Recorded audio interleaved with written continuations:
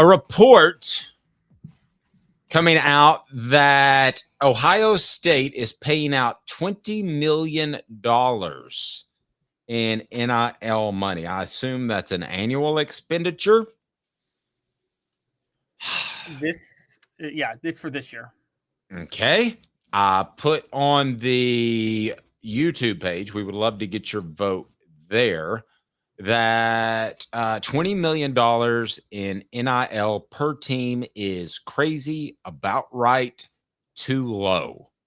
Just your impressions when I throw that number at you. A number that was supposed to be 0 5 years ago, right? You weren't supposed to be able to pay players, but we're at 20 million now. It is crazy, about right, too low. It's crazy. And the reason it's crazy is because this does not include the 20 million that teams themselves will be allowed to distribute because of the new NCAA ruling. That hasn't come through yet. So Ohio State could be at 42 million before this ends. That's crazy. Also, this came out, and by the way, Ohio State, I'm going here, Dave, and I think this is the honest truth. Yes, Ohio State athletes are required by school to disclose their agreements, but nobody was looking into this. Ross Bjork, the Ohio State athletic director, volunteered the information to Yahoo Sports. And many people believe that even though Ohio State's the only one who gives it out, many NIL experts who cover this stuff are like, yeah, no, this is very obvious. That's more than any other school, period. This doesn't stun me at all. Here's what I think is happening, and this is why I think Ross Bjork volunteered the information. He's making it clear to everybody in the world that he's making it clear to Ryan Day, you better win it all this year or you're gone. That's that may be the case. I think there's pressure on Ryan Day, but I also think there's something to be said for him throwing that out there to tell potential prospects, hey, we've got plenty of money. Don't you? That's possible too. I think it's part of it. Now, a couple of things on the message board. Tyler says, how do you pay millions for a left tackle or quarterback, as you sometimes should, and keep locker room chemistry? Left tackle compared to right tackle could be an issue, but the players that I've talked to have no problem with the quarterback getting more money. They've all said, one even said, quarterback got the girl in high school. What else is new? So, I mean, they don't seem to have a problem with that. So there could be position issues. Only Jeremy Banks didn't realize that's the thing. All right. And Travis says, or I'm sorry, David says they spend more than that. Come on. I think that number's low. And I think that quite honestly, it'll double within the next 5 years, including that TV money that you've referred to. I think it's too low. And I look at all of these television networks and schools and teams making money.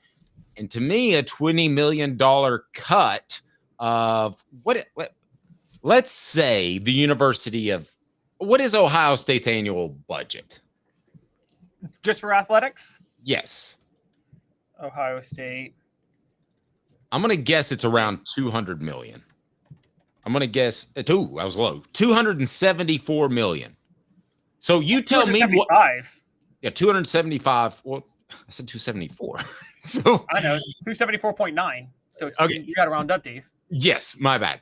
So are you tell me of a business that you can get in, take some time to think about it, and tell me a business where you can spend 10% of your incoming cash flow on labor and get away with it. Because I will go ahead and tell you, other than being a child in China, you're going to get up and walk out. If you see that much revenue going around to make 10%, I mean, those numbers are out there. So while he may have thought it was a good idea to help recruiting, it may actually hurt in some ways because players are going to ask for more money. If I'm a player and somebody comes to me and says, you're making $500,000, but the school's making $274 million. Well, I feel underpaid. Here's the problem that everybody misses on this, though, and Dave, you know this, and we talk about it all the time. College football, this is where the NCAA didn't even fix this with the new schools paying players, the new revenue sharing model that's coming out. There's still the Title IX issue. College athletics is inherently socialist. What they do is the athletes on the football team, and to a degree the basketball team, and maybe if you're at UConn or Tennessee, the women's basketball team or baseball team, but that's about it. They generate all the revenue. The school takes that money and distributes it evenly for scholarships for every single athlete, to fund every single sport appropriately, and to fund many of the academic departments. It is honestly, in many ways, and I've always said this, it's ironically socialism for rich people. Because, Dave, many of these college football athletes don't come from wealthy backgrounds. Is that fair to say? Yeah. Socialism for rich people in college football at its utmost is bowl committees, by the way. That is true. That is true. But this is socialism for rich people in this way. The college football athletes generate the revenue. The school always took that revenue to build a business school where typically kids with more privileged backgrounds would go to school for, right? Yes. I guarantee you the kids in the business school have come from a much better financial background on average than the kids on the football team. But the kids on the football team generated all the revenue to build the business school. That's how college football has always worked. And they still haven't fixed, and they can maybe fix that with academics. Can't fix it with Title IX, though. And I don't know how they're going to fix that. And so you're right. But they would say they're not spending 10% on labor because they have to spend all this other money for all these other athletes that don't generate a dime of revenue across every sport.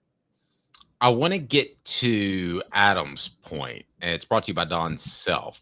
Don Self at State Farm. Customer service still matters. For 40 years, they built their business on taking care of their customers, the greater Chattanooga area. You can click down below at donself.net, donself.net. Everybody wants the best price, but what about when you have to make a claim? You want it quickly. Call 423-396-2126, 423-396-2126. The greater Chattanooga area, but if Don doesn't service you, he will find someone that does. So Adam says the players are not the only labor. That's why it's 10%. No, they're not the only labor, but they're the most important ones. Those and the 12 other, or I think they're going to expand scholarship limitations is what I've been told, to like 15 basketball players. Those are the only two groups of people in the athletic department making money. And I'm sorry, that's a fact to everybody else. You deserve $0.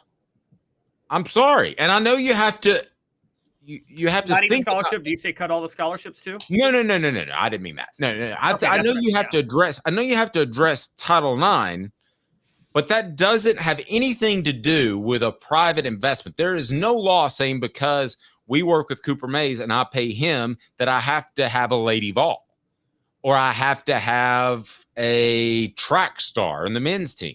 Yeah, that's not what Title IX is going to do. Right. So I say, yes, Adam, you're right. That's not the only labor, but why are there so many? And it's not as bad as it used to be. So many associate athletic directors run around making $150,000 a year. Oh, I got to forget the associate athletic directors. I'm going to say a hot take here. Okay. Yes, there's Nick Saban. Yes, there's Kirby Smart. A lot of coaches running around making $10 million a year, and that money should be going to the players. I'm sorry. There are a lot of coaches that make way too much money given what the little they do and the amount of effort their players to put in. Dave, that 98 team was a player-led team. That was a player-led team. So you would take money from coaches, not other athletes. Yes, I would take money from coaches. Because I think that, I'm sorry, coaches they recruit, they run the right systems. There's a lot of things they do, but most of the national title teams I've covered over the past 25 years, with the exception of the teams that Saban led, have been player-led teams.